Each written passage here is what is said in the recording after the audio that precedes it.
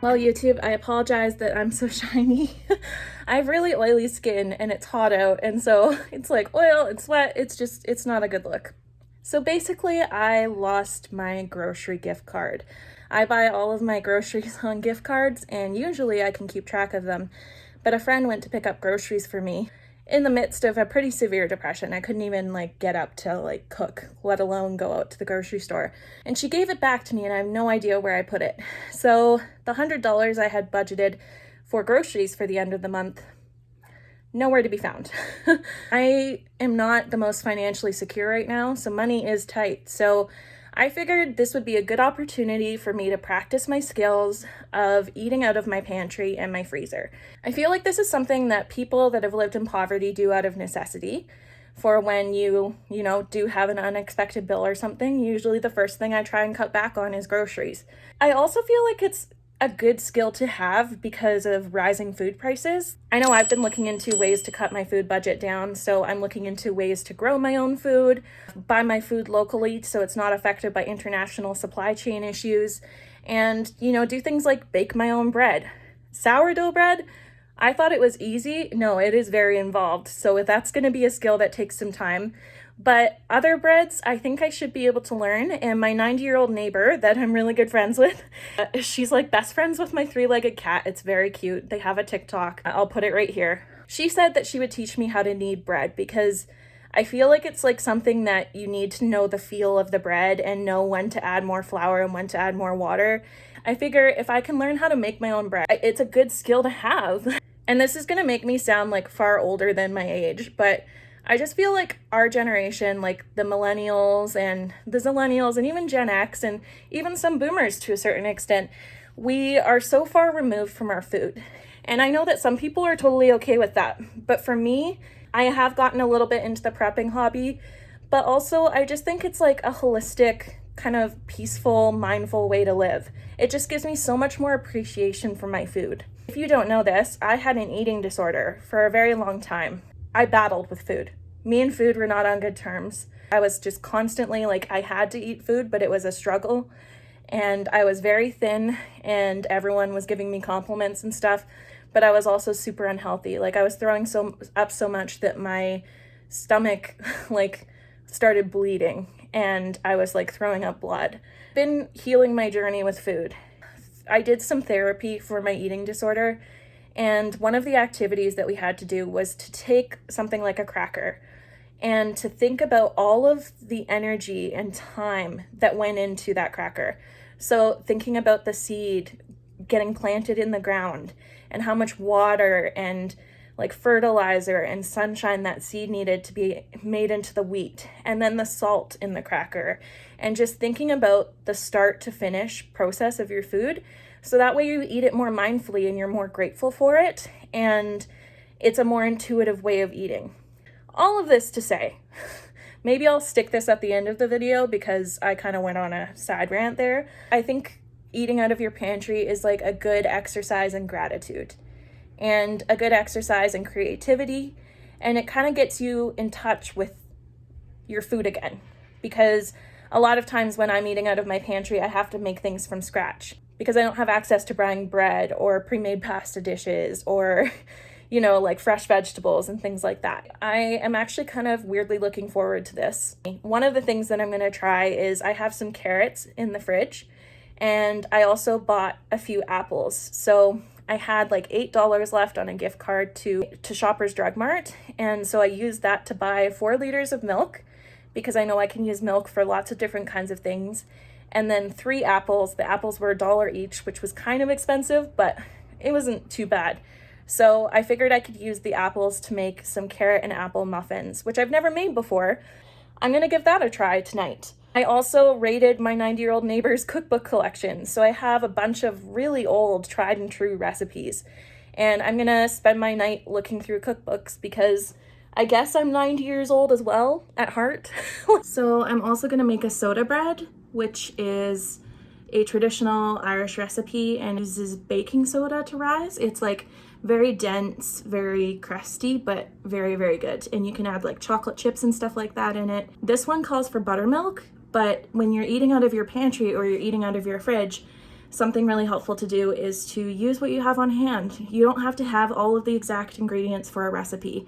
Sometimes with baking it's a little bit more precise, but for something like soda bread that calls for buttermilk, I'm just going to use some vanilla Greek yogurt that I have on hand that's about to expire and a little bit of milk. I googled the ratio so that way I can substitute. I also found this self-raising pastry flour in the back of the cupboard, but I'm going to use this for my sourdough because it is expired. If something like this is expired, it just means that the raising ingredients are probably like not going to raise as much. So I can just use this like normal all-purpose flour. I was talking to my mom and I didn't hear my oven go off, so I missed my soda bread, but it turned out so fluffy. The bottom's a little burnt, and my mom suggested putting butter on it to soften the top and then covering it up, which is an excellent idea because it stayed in the oven just a little too long, but it's so good. It's so good. I actually can't taste the vanilla in the Greek yogurt. It just tastes like fresh homemade bread. So this is another pantry meal that I made actually just before I realized that I would be doing this challenge. Make it with all things from my pantry and my freezer. It's a go-to for me. It's hamburger soup, but I use textured vegetable protein, which is basically like dry textured soy. I just threw in some macaroni. The key to doing that is to throw it in once you get the stove off, so that way it stays nice and al dente. And then frozen vegetables and some barbecue sauce and a can of tomatoes, and it's hamburger soup, a dish from my childhood.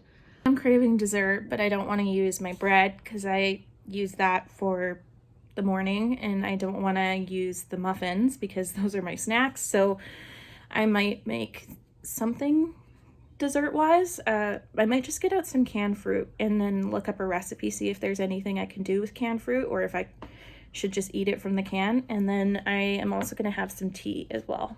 Here it is at the back of my cupboard. Canned pears in water.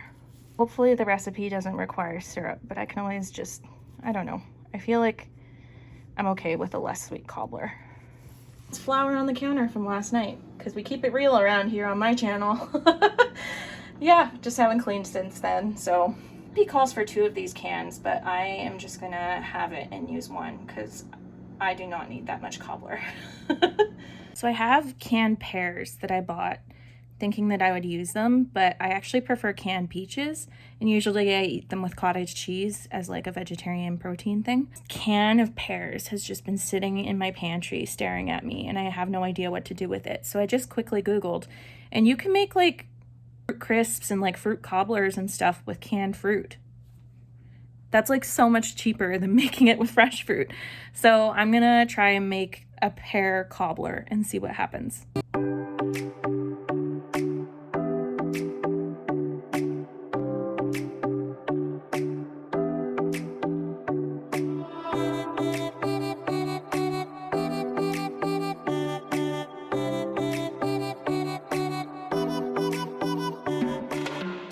I'm not gonna lie, by the end of yesterday, I was like, I just want a salad.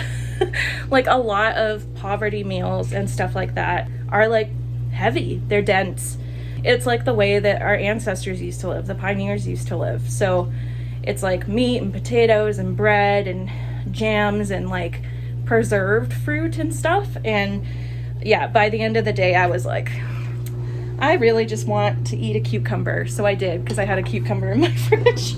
So I'm gonna try and make some soup today because I'm hoping that that'll be a little bit lighter because everything's just been so dense and I'm just like, I don't know, I'm not about that life.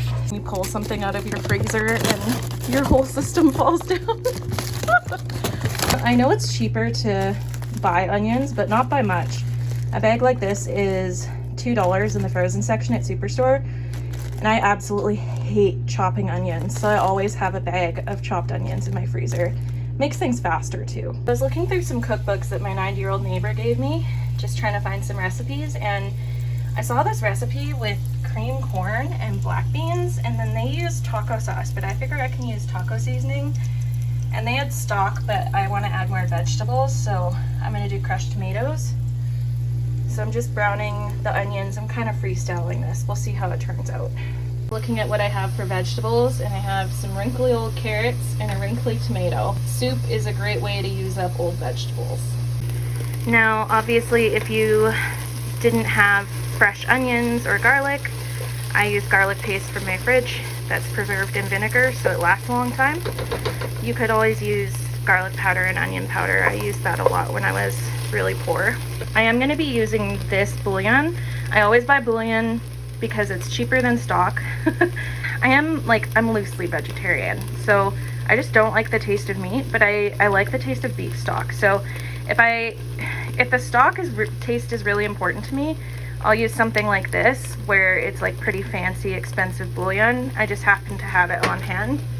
But if I'm like poor, then usually it's something like this where I get it in bulk at Bulk Barn or something like that. I also want to add an element of smoke. That's a vegetarian trick. If you want something to have a meaty taste, you add like 1 or 2 drops of liquid smoke. This can really overpower a dish, but it makes it taste smoky and nice. One thing I do want to kind of point out that a lot of people don't talk about when they do these pantry challenges or when they do kind of poverty meals, and it's an aspect of poverty that a lot of people don't talk about, which is time poverty. Time poverty is a very real thing. So when you're poor, it takes more time to do things. Like eating out of your pantry, you usually have to transform ingredients. So I'm eating really well. Like the food I've been eating is delicious, but it's taking so much time. And if I was working 2 jobs trying to make ends meet, it would be very difficult for me to have enough time to do that, especially if I was like a single mom or something like that. Like when people were eating traditionally, there was usually one person in the house that was responsible for like doing all the housekeeping and making all the food. And I feel like people that are, you know, living poor or low income beat themselves up sometimes about, you know, not having enough time or not putting enough energy into maintaining the house or cooking from scratch and like eating convenience meals that are a little more expensive or something like that. If that's you, like I know that was me in the past, like your time is valuable too. And like I have instant oatmeal packets. Are they as inexpensive as regular oatmeal? Are they as healthy? Probably not. But when I was heading to work and working 2 jobs, they were what kept me going. I just feel like when I see people do these YouTube challenges and stuff like that, they don't acknowledge how much time it takes. Like you basically have to, like, I'm not working right now and I wouldn't be able to do all of this and work and keep my house clean and have a life. So I just want to acknowledge that. That being said, I do think, like, you know, if you could make like a challenge for yourself, like once a week, like make something out of the pantry on a weekend or something like that. I think that's more reasonable in our society. The 40-hour work week was not designed for both people in the household to be working. It was designed for one person in the household to take care of the kids and the homemaking and all of the cooking and stuff like that, and then another person to be earning the income. And nowadays that's switched, and I won't get into a capitalism rant because you're not here for my politics, but I do think that's an important thing to acknowledge. Cooking browned, so I'm gonna add in the carrots. If I was making this fresh, I keep on thinking about all of the things I would have if I was like grocery shopping normally and stuff. I would have like celery in here or some peppers. One thing I like to do with things like bell peppers that expire quickly is chop them up when they're getting kind of wrinkly and then freeze them. I don't have any in my freezer, but that has really helped me cut down on my food waste. If I notice that something's going bad, I freeze it so that way it doesn't go bad before I can use it. I'm a big fan of toasting my spices. I added quite a bit of taco seasoning, but I might need more. I could never make like tacos and chili powder the way my mom did, and she was like, you're using way too little seasoning. Like with taco seasoning and chili powder, you always need like way more than seems reasonable.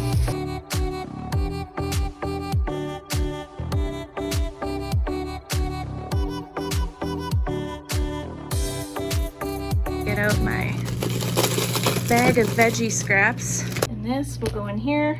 I know that's like the saddest bunch of mushroom ends ever, but I like having a bunch of random things in my veggie stock, and I only had a few mushrooms. So I think the more flavors, the better. I'm sick of baking, and I do have that sourdough going, but I doubt it will turn out. It's looking very flat. So I'm like, do I bake biscuits? But I'm so sick of it.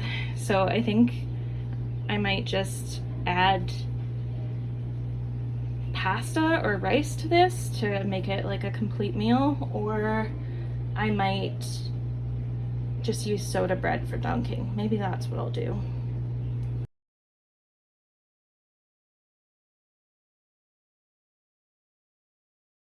It hurts me to be away from you. I don't see my life without you anymore. Listen, I've been looking up recipes for the sourdough discard, and I found a recipe for sourdough discard pancakes. So we'll see how they taste. I imagine it'll be good. I know that this wasn't a super ideal pantry challenge, but I am dealing with depression, and I did need some fresh food, and I found my grocery card, so I was like, I just want like some fresh light meals. I was really, after eating all that heavy food, just craving a salad.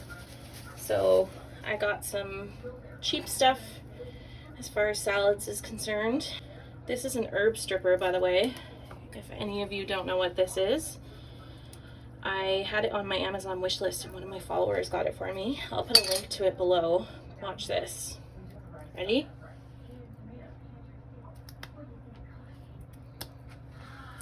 And there's your leaves. So much easier. One of my favorite tools for when I'm eating fresh foods. So I'm just kind of freestyling this salad that I'm gonna do. Obviously, this isn't part of the pantry challenge, so feel free to click away if you're not interested in it. I like to stick with the cheap vegetables, so like let's talk about what's cheap usually, up here in Canada at least. So usually cucumbers I can get for a decent deal. Superstore will be out of cilantro, which always makes me sad. Coriander for all you British folks. Buying peppers, I find the peppers are really expensive, but I'm really lucky that they have these naturally imperfect peppers. So I usually buy a big bag, chop them up, freeze them, because I'm only a single person, but peppers you can use in Italian cuisine, Mexican cuisine, Asian cuisine. They're just so versatile. When I'm buying vegetables, like, versatility is my big thing, because I want to be able to make sure I'm using all of them and not contributing to food waste. So, and of course all of my vegetable scraps I'm going to be using for my veggie stock. I have a video coming up where I'm going to talk about what I do to reduce food waste. The ends, the cilantro stems, the ends of the cucumbers, the ends. I just want to make sure I'm getting every last ounce of nutrition out of the food that I'm getting if I'm going to be buying it. I'm actually really excited for this salad. I was going to bake some tofu for this, but I'm just too tired after my ketamine treatment, so there we go. If you follow me, you know I'm a huge fan of the Blue Apple produce savers. They have really helped me cut down on food waste, stock up on produce if it's on sale, that kind of thing. I find they really extend the life of my food as long as you stay on top of changing them out every 90 days. Now I could just leave this like this because the peel is really good for you. But I think what I'm gonna do is I'm gonna peel it and make it pretty. And I'll just throw the peel in my vegetable stock. I've never understood people that peel their cucumbers completely, but I always think it's really pretty when you do it in kind of a stripe. I swear that's half of like whole eating, is just like making beautiful food for yourself.